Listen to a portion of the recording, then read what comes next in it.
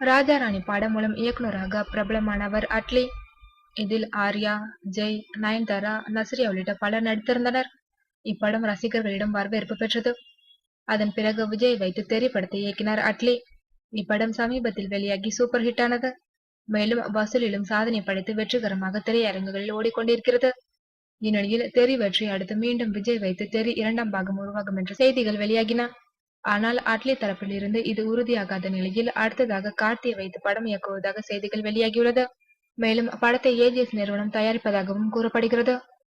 இந்நிலையில் அட்லி இயக்கத்தில் கார்த்தி நடிக்கவில்லை என்றும் போலியான செய்திகள் பரவி வருவதாகவும் ஒரு சிலர் கூறுகின்றனர். தற்போது அட்லி விடுமுறை நாட்களில் இருப்பதாக அவருக்கு நெருங்கிய வட்டாரங்கள் தெரிவிக்கின்றனர்.